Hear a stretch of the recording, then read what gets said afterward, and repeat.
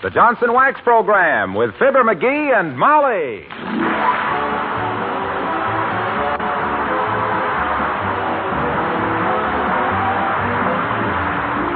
The makers of Johnson's Wax products for home and industry present Fibber, Mcgee, and Molly, written by Don Quinn and Phil Leslie, with music by the King's Men and Billy Mills Orchestra.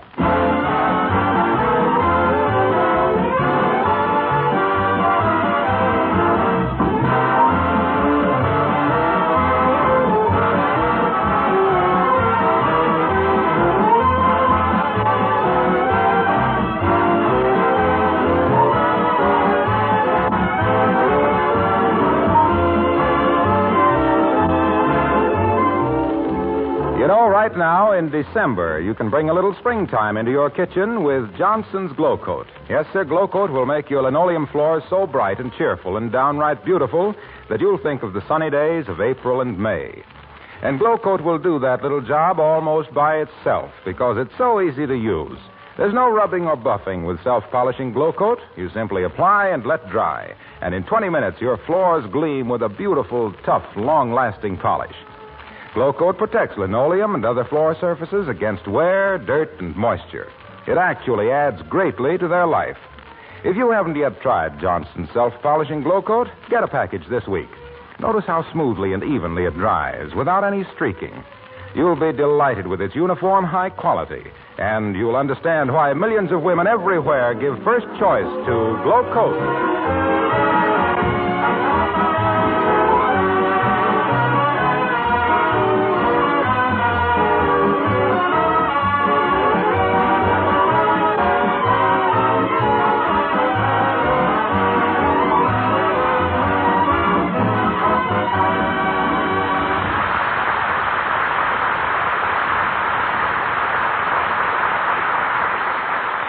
When it comes to politics, and almost everybody does, the real power is swung by mysterious little men with big fat cigars who talk out of the corners of their hotel rooms.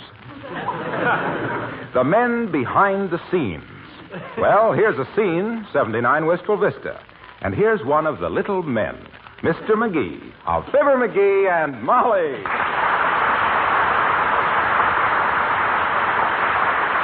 Yes, sir, it's just like I says, Molly. When I throw my political savvy behind a candidate, he's as good as elected.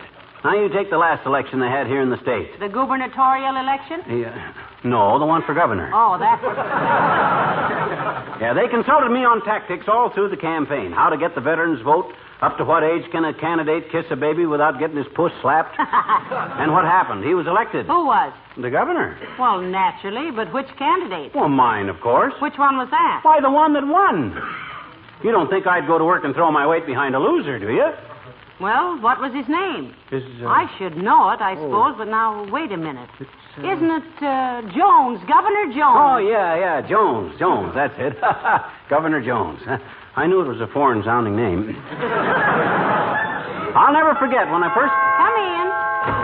Oh, hello, Dr. Gamble. Nice to see you. Hello, Molly. You're looking well. That's more than we can say for you, Arrowsmith. You got a longer face than John Carradine from a side seat at the Bijou.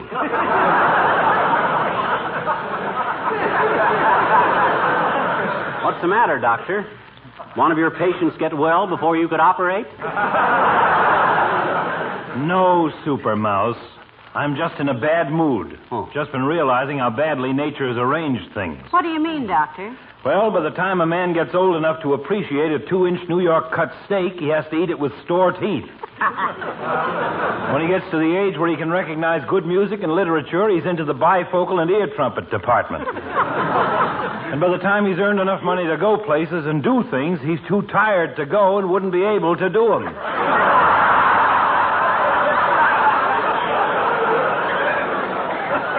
I think people ought to be born at the age of 75 and live backwards. Wouldn't work, Doc. Wouldn't work.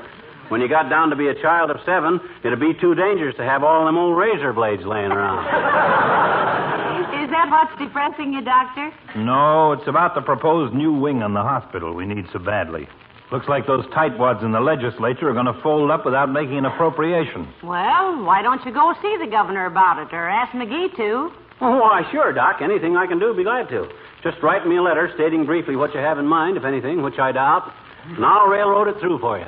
You mean to stand there, beaver tooth? Mean to stand there and tell me you're personally known to the governor of this state? Am I known to him? It is to laugh. My gosh, I practically put him in office, single-handed. You see these two fingers, Doc? Well, me and the governor are just like that. This one's me and that one's the governor. Grimy little chap, isn't he?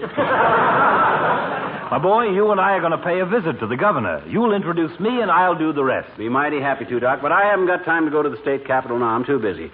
I'll give you a note to him, telling him I think you're a ham-handed old iodine artist and the mortician's best friend, but a nice guy for all of that. I haven't got time to go to the state capitol either, Mcgee, but we don't have to. The governor will be here in town this afternoon at the Wistful Vista Biltmore. Isn't that wonderful, Mcgee? Your old buddy, the governor. Imagine that. He's going to be right here in town. And... What? Oh, my gosh. What a break this is. Running into a friend of the governor's. Why, this is destiny. I'll pick you and Molly up at 4 o'clock. Now, be ready. No. Oh, my gosh. Me and my big, fat, loud voice. Now I am in a spot. What am I going to do now? Billy Mills in the orchestra, and It's Only a Paper Moon.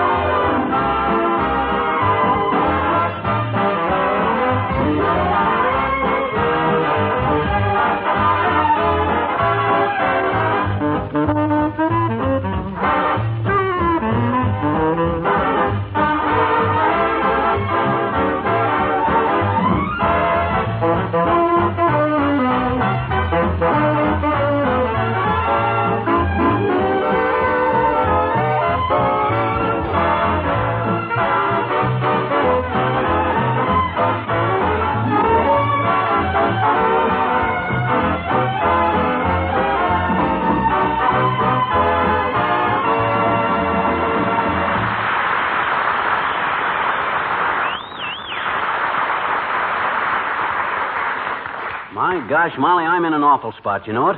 I got introduced, Doc, to the governor, and I don't know the governor from John's other wife. Well, dearie, when you claim to be the governor's right hand, you mustn't be surprised if everybody wants to shake you. Yeah, but what'll I do? My gosh, I can't... Mrs. McGee. Mr. McGee, creepers, are you ever the talk of the town? Yes? I am? Everybody's talking about how you and the governor are going to have a private consultation about appropriating enough money to build a wing on the hospital this afternoon in his hotel room. I think a hospital wing in a hotel room would be rather unique. Imagine a house detective peeking over the transom at your fever chart. So, that Doc Gamble's been blabbing his head off, has he? That guy's got a bad habit of turning on his voice and leaving it running. Jeepers, I didn't know you were a big shot in politics, Mr. McGee. Wait till I tell the kids at the store that I've got a room at a boyhood friend of the governor's house. Yeah, well... As long as you are such a big politician, Mr. McGee, I wish you'd do something about that stoplight at 14th and Oak Streets.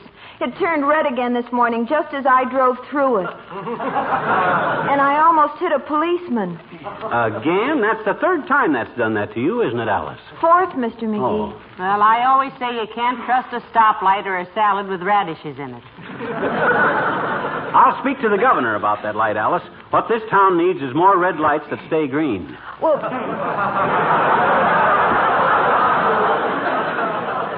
they'd only fix that one light so it wouldn't turn green when I wasn't looking, I'd be satisfied. Mm-hmm. It isn't that I want to butt into somebody who is more important than I am's business. Hand me the phone, Alice. I'll fix this. Here it is, dearie. Mention my name and get a cell with 2 windows. Hello, operator. Give me the 4th Precinct Police. Stay right where you are, Mert. I know you. How's every little thing, Myrtle? Tis, eh? What's say, Mert? Your grandmother got pinched in the Bonton department store.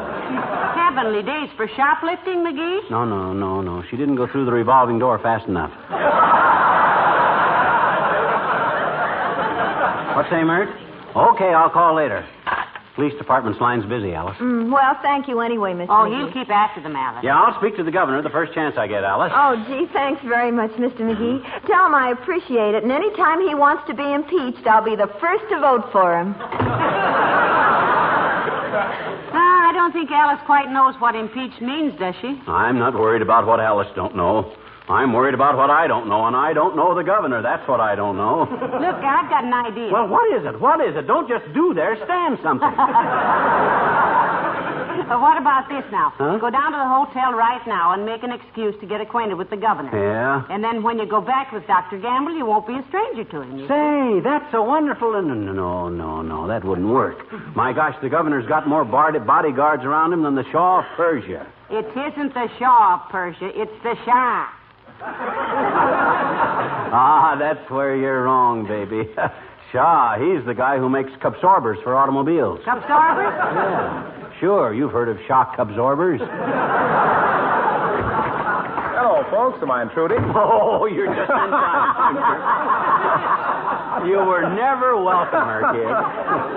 How are you, Mr. Wilcox? In the pink, Molly, in the pink. Hey, have you seen the early afternoon paper? Huh? Got a big story about Fibber and the governor. Look, here it is. Someplace here. They spell my name right? Let me see it. For goodness sake. That news about McGee's being a pal of the governor certainly spread like a cowboy's knees, didn't it? Let's see it, Mr. Wilcox. Yeah, now let me see. What page is that on? Oh, come on. I know it was near our Johnson's Wax advertisement. Incidentally, did you see our new ad? No, I didn't, Junior, and I'm not the slightest bit interested in... Careful, dearie. Little Wisconsins have big racines, you know. Well, what I mean is I'm more interested in seeing that story about me they're running. Hurry up, Junior. Hurry up. Well, it's right here someplace. But hey, don't miss this Johnson Wax ad. Look at the gleam on that furniture. Look at the cleanliness of that living room. And get a load of the happy look on that housewife's face. Isn't she the most delighted-looking woman you ever saw? Please, Mr. Wilcox, get to the story. I see. Well, that beats me, kids. I could have sworn that story was in this edition. Because when I turned the page with the Johnson Wax ad on it, hey, did you notice the headline on this ad? It says, "Is your living room really living? Do your windowsills, lampshades, floors, furniture, and woodwork sparkle with that Johnson Wax beauty treatment?" And then it goes on to say that Johnson's Wax is such a labor-saving product. Look, Waxy. Hey? You must realize that there's very little you can tell us about Johnson's Wax. But there's a lot you can tell us about what it says about me in that paper, and why don't you do it? Yes, I'm all a Twitter myself. Well, can you beat that? I can't find it. Oh, it must be in a later edition. I'll tell you what, as soon as it comes out, if that story's in it, I'll give you a buzz. So long now. Imagine him taking all that trouble, McGee. Isn't he nice? Nice. He was ribbing us. How could he have read a story in an edition that ain't out yet? Heavenly days, I never thought of that. Well, I've thought of that. He's heard about me claiming to be a pal of the governor's, and it's his little way of needling me. And that's just a sample of what I'm going to get if I can't wiggle my way out of this date with Doc. Gee, can't you think of something, Molly? No, dearie. You've bragged yourself into this mess. Oh, well. And you've got less chance of backing out than a lobster that's already on the menu. Me and my big fat mouth. Why can't I ever learn to... I'll get it. I'll get it. Come in. Oh, my goodness, Mrs. Carstairs. Do come in, Mrs. Carstairs. How do you do, my dear? Oh, I'm so glad to find Mr. McGee at home. You are? Oh, what's on your mind, Carsty? Besides that hat, which looks like 4 bits worth of material and $90 worth of sales promotion. I think that's a lovely hat, McGee. Who made it for you, Millicent? It was not made for me, my dear. It was an accident, you might say. I might, and I do. You see, when our wire-hair terrier upset the hall table, everything simply flew into the air. some flowers, my gloves, my purse, and a handful of Mr. Carstairs' golf tees. They all came down on my head, and I simply left them there. Well, all I can say is, Millicent, if Hedda Hopper ever saw that hat, she'd never speak to John Fredericks again. What was it you were so glad to see me about, Carsty? What? Oh, yes. Well, having heard that you were a dear friend of the governor's... That's putting it mildly, Carsty. We're old school chums. We used to sleep together in geometry class. Why, Mrs. Carstairs? Well, I had hoped that Mr. Mcgee would persuade him to come to a little buffet dinner party I'm having tonight. It would be such an honor to entertain the governor. See what you can do about it, McGee. Why, certainly. But frankly, Carsty, his nibs ain't much for social gatherings. He'd much rather set in a game of poker with a bunch of close friends, like me. Well, that can be arranged, Mr. McGee. After the other guests have left, we 5 can settle down to a lovely evening of dealer's choice. Heavenly days. Are you a poker player, Millicent? My dear, when I first met Mr. Carstairs, I was dealing blackjack in a gambling joint. Oh, what did I say? I mean, I was... Oh, well, do what you can about the governor, Mr. McGee. Black tie, you know. 7:30 and... Hey, don't go out that door, Carsty. That's the hall clock.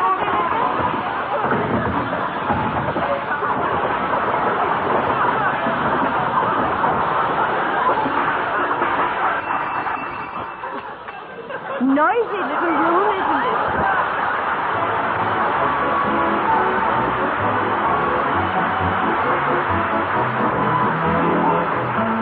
The King's Men sing Chicory Chick. Once there lived some chickens, some feathery, feathery chickens, who cackle loud and cackle long and cackled every day. But this is all they ever had to say.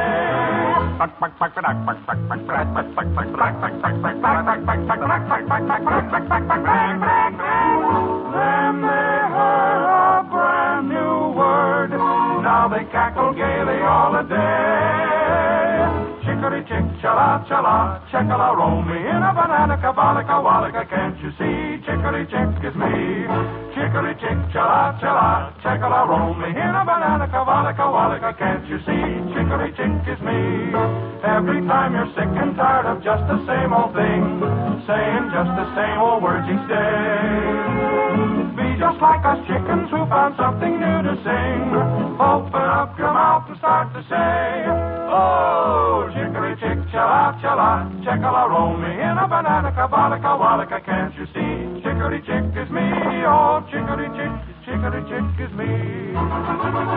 Chick, chick, chick, chick, chick, chick, chick, chick, chick, chick, chick, chick, chick, chick, chick, chick, chicory chick, chala, chala, checkala, roll me in a banana, kabalika, walika, can't you see?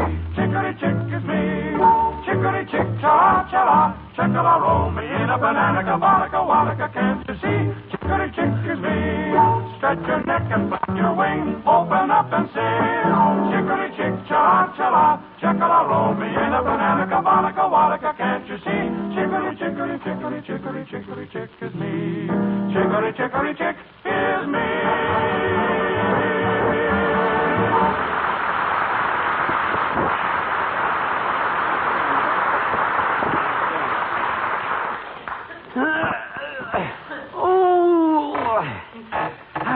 Ouch.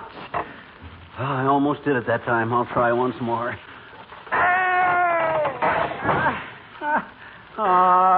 McGee, what broke?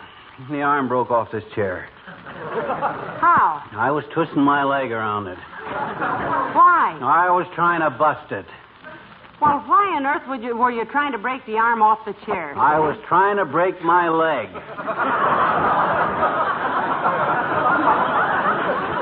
No go, though. It hurts too much. I got to think of something else. Well, it does seem a little drastic, breaking your leg to get out of an appointment.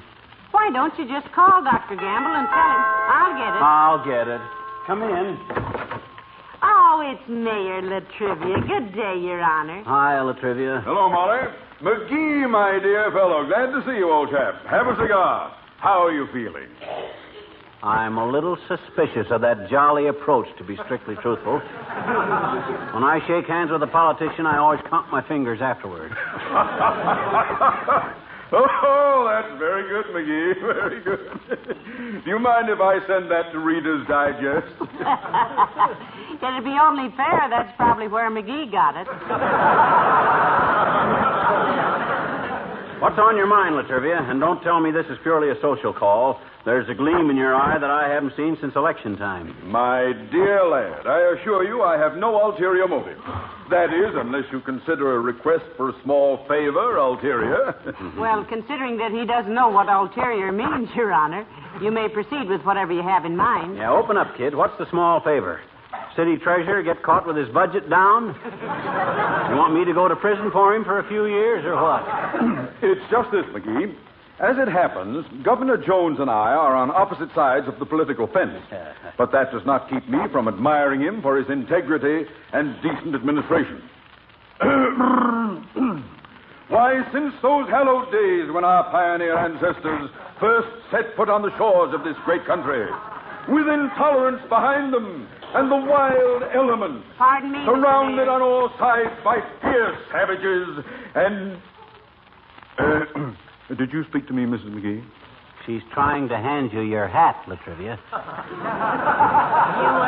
You dropped it on the floor, Mr. Mayor. Oh, thank you. I guess that's what started me off. I always make a speech at the drop of a hat. I'm sorry. Look, McGee, just ask the governor one thing for me, will you? Ask him if the new racing commissioner... I'm sorry, Latrivia. You better ask him that stuff yourself. But I can't get an appointment with him. I've been trying all day. Then when I heard you were one of his bosom friends... Throw out your chest, dearie, and show his honor what a bosom friend looks like. Look, Latriv, once I got the governor elected, he was on his own, see? I didn't tell him how to run the state. When he comes to me for advice, that's different. But I never butt in. You better write him a letter. Very well. That's to be your attitude, McGee. But don't come to the city hall asking for favors, because you strike me as being... He didn't strike you at all, Mr. Mayor. I never lifted a finger at you, you big baby. I didn't say you did. I merely said you struck me as being... I was watching you both every second, and he didn't touch you. You're just whipping up a case of false arrest for assault and battery, Latrivia. I'm onto your tactics just because I won't go to bat with the governor for you. I am not whipping up a case of anything. That's perfectly all right, Your Honor. If we want a case of anything, we'll buy it ourselves. Just because root beer is hard to get... I was not referring to a case of beverages of any kind. I was just saying... Why don't you want to refer to beverages, Latrivia? What are you trying to hush up? You working in with the liquor interest? No, I am not. I am not, and you know it. I'm a teetotaler myself. How much tea do you total in a year? I don't teetotal. Total tea. I mean that I'm not... Don't get so excited. Take the tea. I'm not excited. It's merely that you impressed me. Oh, so now he impresses you. Flattery will get you nowhere. I may impress you, but I didn't intend to flatter you. I merely stated that I struck you. You struck me as the salt and bat. You said you had some ulterior motive. That is what I was... The governor! He did... It's not...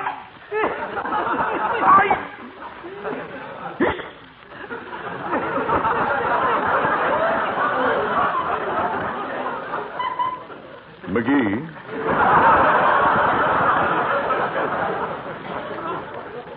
Yes? Come to see me at the City Hall tomorrow.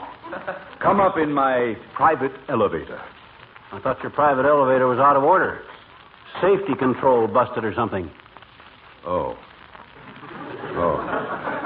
I didn't know you knew that.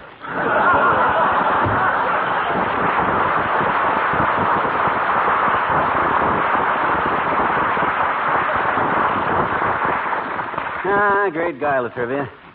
Except he's always trying to get me into an argument. He does very well at it, too. Well, if he thinks I'm going to talk to the governor about... Hey, what time is it? What 3 time? minutes to 4. Oh, and the dear. doctor said he'd call for you at 4, so you better be... Oh, dear, here. Come in. All ready, folks?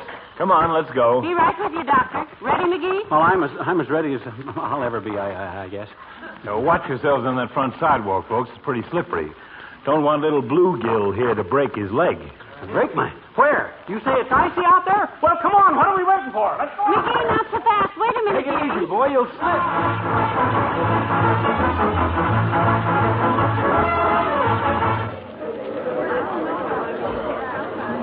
Look, Doctor, hadn't we better call the governor's suite and be sure he's much too busy to see anybody?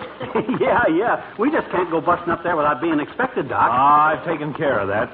I just called his room and told him his old pal, Fibber Mcgee, was coming up to see him. Oh, well, what did he say to that? Well, I didn't actually speak to the governor himself.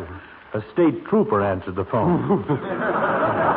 He talked to the governor and said to come right up. Tell me something, Doctor. Yes?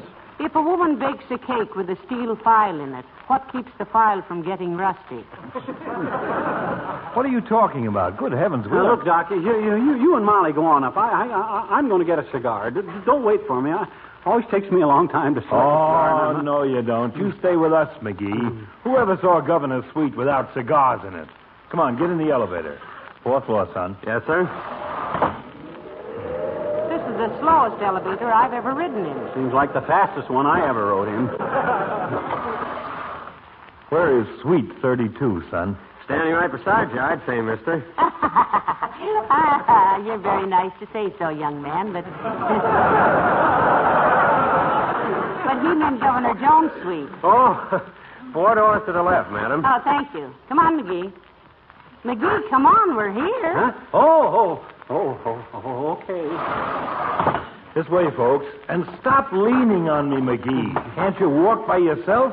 What's the matter with you? Well, it's just in the prospect of seeing an old friend again. I'm all drippy. Shall I knock, Doctor? Go ahead. Good day, Governor. Here's an old friend of yours. Well, if it isn't old monkey-faced McGee. How are you, boy? Why, Chicken Wire Jones from Peoria. What are you doing here? What do you suppose he's doing here, dearie? He's the governor. And little Molly Driscoll. What a wonderful surprise. Molly, I thought you'd married Otis Cadwallader and $1 million. No, Chicken Wire. I married McGee and $1 million less. By the way, Governor Jones, this is an old friend of ours, Dr. Gamble. He wants to talk to you. Hello, Governor. I'm glad to know you, Doctor. Any friend of Monkey-Faced McGee's is a friend of mine. Have a chair. My goodness. But it's been a long time, McGee, hasn't it? Yes.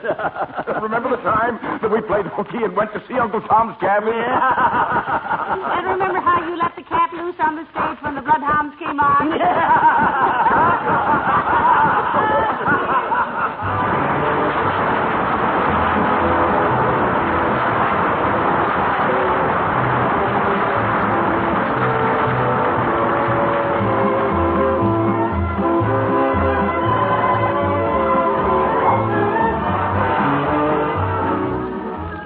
You know, there's something important I haven't mentioned lately, and that's the health advantage of a waxed home. Besides beauty and protection for your things, your home is cleaner, more sanitary if you keep your floors, furniture, and woodwork regularly polished with Johnson's Wax. The wax seals the pores of the wood, guards against dirt and moisture. Johnson waxed surfaces are easier to keep clean because dust and dirt do not cling to them so readily. Areas that get extra heavy wear, such as hallways or windowsills, can be touched up as often as necessary without re-waxing the entire surface. And after you've used Johnson's Wax for a while, you'll notice that with every application, your floors and furniture take on greater beauty. That's why your favorite antique has such a soft, mellow luster. It's probably been protected with wax for a long time. And whether your things are old or new, it will pay you to polish them regularly with genuine Johnson's Wax.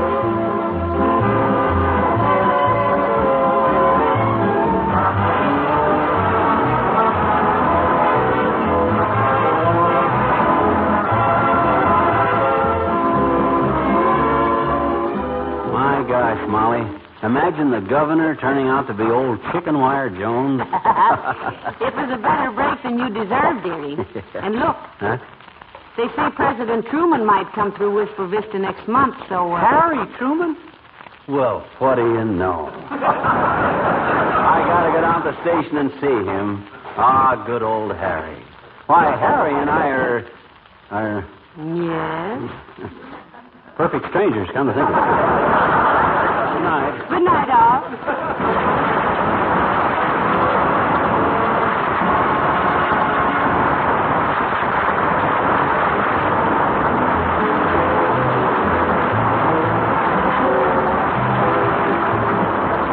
This is Harlow Wilcox speaking for the makers of Johnson's Wax products for home and industry, inviting you to be with us again next Tuesday night. Good night. This is the National Broadcasting Company.